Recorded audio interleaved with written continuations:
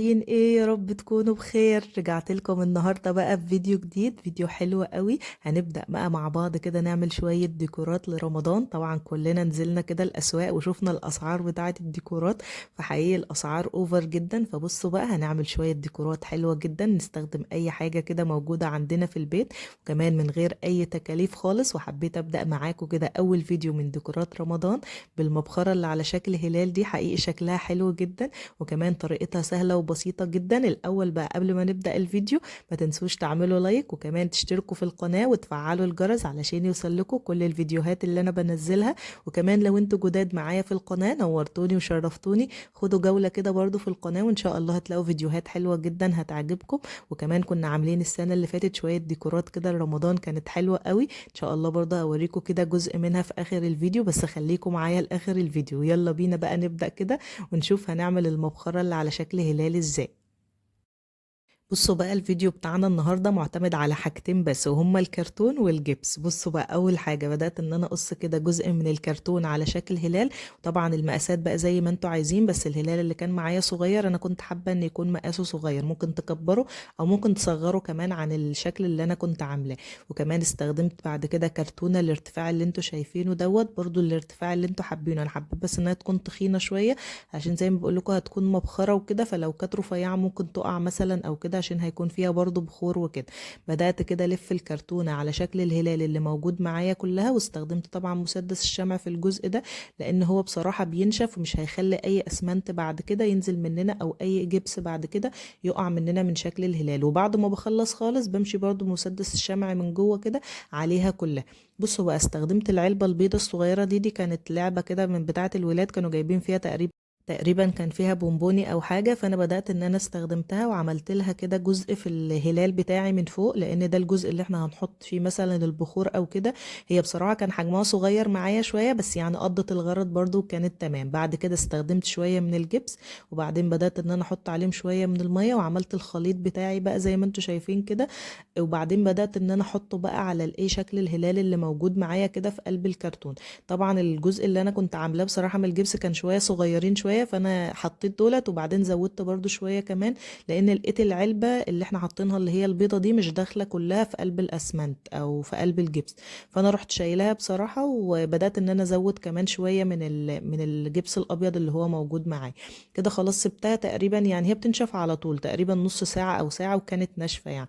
بس انا سبتها برضو احتياطي لتاني يوم، قلت عشان ممكن يكون في اجزاء في النص ولا حاجه لسه ما نشفت، فسبتها لتاني يوم. وهنا خلاص بقى بعد ما خلصتها خالص بدات ان انا اشيل من عليها الكرتون. وبصوا الكرتون ده كمان شكله حلو كده من تحت بصراحه، زي ايه يكون تجاعيد كده. لا شكلها حلو بصراحه، يعني انا كنت متضايقه منها في الاول، بس لا حسيت ان شكلها لا تمام يعني. هي بس الجزء اللي فوق دوت اللي كان فيه اجزاء طالعه واجزاء نازله كتير، فانا هستخدم بقى الصنفره وهبدا ان انا ايه اساوي كل الاجزاء اللي موجوده معايا دي. يعني اي جزء مثلا مش مظبوط معايا كويس او حاجه هبدا ان انا صنفره كده. زي ما انتم شايفين في اجزاء زياده كبيره يعني من فوق بقى، وانا بصب في الاخر خالص.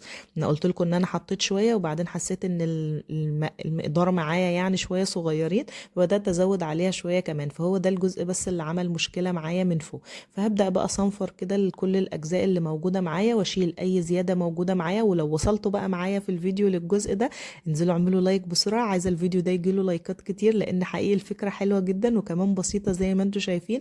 ما استخدمناش يعتبر فيها حاجه خالص، هي الكرتونه بس وشويه من الجبس. وكمان انا كنت جايبه الجبس ده تقريبا ب5 جنيه او ب10 جنيه يعني، وعملت بيه افكار تانية كتير. هوريكم برضو الافكار التانية، هوريكم قصدي الافكار التانية برضو. وبدات بقى في الاخر خالص ايه ان انا اكتب بقى كلمه رمضان مبارك بالقلم الماركر كده. بدات ان انا احاول يعني ان انا انقلها من على الورقه بصراحه، بس انا خطي وحش قوي بصراحه. فبصوا ما ظبطتش برضو معايا قوي، ما كانتش عجباني. فنقلت برضو الناحيه التانية كلمه رمضان كريم تانية. فحاولت يعني ان انا اظبط بصراحه على قد ما اقدر. لو انتوا خطكم برضو حلو عني شويه الموضوع حقيقي هيكون حلو قوي. انا زعلت بصراحه ان انا يعني ما ظبطتهاش قوي في الكتابه، بس قلت خلاص مش مشكله. كنت عاوزه بقى ازينها باي حاجه كده علشان تداري الخط الوحش ده، بس بصراحه لقيت المسدس الشمع مش بيلزق على الجبس خالص. حاولت بصراحة ان انا استخدمه والزق كده الورد الاحمر ده او الشريط اللي هو اللي معايا دوت، لا ما لزقش خالص معايا، وبصراحة اتضايقت كده لان زي ما بقول لكم الخط بصراحة ما كانش عاجبني قوي. فخلاص بقى يعني قلت خلاص ما فيش بقى امل خلاص. شوفوا هنا كنت بوريكم ان انا بحاول ان انا الزقها، وحطيت مسدس الشمع، جيت اشيلها لقيتها خلاص بتتشال معايا. هو اللزق بيلزق بس في الشريط الذهبي اللي موجود معايا، لكن مش بيلزق اصلا على الهلال خالص. فخلاص شلت خالص وسبت الخط زي ما هو.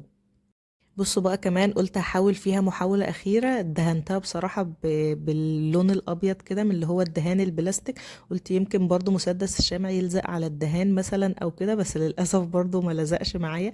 فقلت خلاص بقى كتبت عليها تاني كلمة رمضان كريم وخلاص. قلت خلاص هو كده شكلها، وبرضو قولوا لي رأيكم كده شكلها حلو ولا ايه. وكده خلاص أول فكرة خلصت معايا. تعالوا بقى اما ندخل كده نشوف ديكورات السنة اللي فاتت اللي كنت عاملاها معاكم. هوريكم برضو كده بسرعة كده. انا طلعت بقى الكرتونة اللي فيها كل الديكورات اللي انتوا هتشوفوها بقى في الكرتونة اللي موجودة معايا دي، كنا عاملينها كلها السنة اللي فاتت مع بعض. حبيت برضو ان انا اوريها لكم كده، وبعدين لسه برضو هنكمل ديكورات بقى السنة دي. وان شاء الله كده يا رب الديكورات تعجبكم يا رب. اللهم بلغنا رمضان وكلنا بألف خير. بصوا اول حاجة طبعا الفانوس الكبير اللي كنا عاملينه مع بعض كده بقماش الخيامية، وكمان كنا عاملين عربية الفول القمر دي. بصوا الولاد بيحبوها جدا. كمان كنا عاملين الديكور ده كان بصوا من الفايلات اللي هي بتاعة الورق ديت. كانت فكرته برضو حلوة قوي، لما حطينا فيه برضو إضاءة كده من جوه كان شكله حلو جدا. طبعا عشان أنا بصور بقى الصبح وكده، فالإضاءة برضو يعني اللي هي الورم دي مش باينة قوي معانا. فبالليل بقى كده اما اصور لكم بقى أجواء رمضان هتشوفوا بقى كل الحاجات دي. وطبعا الهلال القمر ده اللي أنا بحبه ما بقدرش استغنى عنه، ده ما كناش عاملينه السنة اللي فاتت، تقريبا كنا عاملينه مع بعض السنة اللي قبلها رمضان اللي فات، لا اللي قبله. بصراحة فكرته برضو حلوة. طبعا كرتون، كله كرتون خالص، وبس حطينا عليه بقى الحاجات اللي هي اللي بتلمع الصغيرة دي. وكمان الهلال الكبير طبعا اللي انتوا فاكرينه دوت كان حجمه كبير شوية، كنت بحطه كديكور كده على الأرض، برضو بيكون شكله حلو جدا. طبعا هو كده من غير بقى إضاءة ومن غير أي حاجة، فاحنا لسه هنظبطه. حتى تقريبا كان انكسر وهو في الكرتونة، فأنا هبدأ بقى ان انا الزقه كده برضو في مكانه واحط عليه إضاءة كده حلوة، ونشوف بقى هنكمل برضو ديكورات رمضان كده مع بعض ازاي. وطبعا الفانوس ده كنا عاملينه من الورق كده، والعلبة اللي هي البلاستيك، بس هو اتنى شوية بصراحة. الاجزاء السمراء بتاعته دي الورق الاسمر اللي كنت لفه عليه اتنى شويه، بس انا هعدله برضه اظبطه. كمان الفانوس ده كنا عاملينه كده من اللي هي الحاجات اللي هي بتبقى الحديد ديت اللي بتبقى مخرمه، السلك الحديد المخرم ده، وده كان شكله حلو قوي بصراحه. بصوا انا بقول لكم بس الاضاءه مش مبينه قوي، بس كل الحاجات ديت ان شاء الله هوريها لكم برضه في فيديوهات.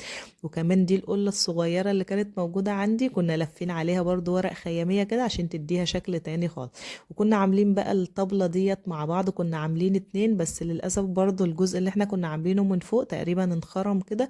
فأنا مش عارفة بصراحة أعمل فيها ايه، أرجعها تاني أفكها خالص وأظبطها، ولا أحطها كده كديكور وخلاص في رف عالي ما يبانش مثلا إن الجزء بتاعها ده انكسر. لسه بصراحة ما قررتش أنا هعمل ايه في الموضوع ده، بس كانت فكرتها حلوة قوي برضو. بدل ما نشتريها، دي كانت علبة لبن كده موجودة عندي اللي هي العلب الصفيح دي، فحطينا عليها كده جزء من البالون أو جزء من الجوانتي اللي هو بتاع الدكاترة ده.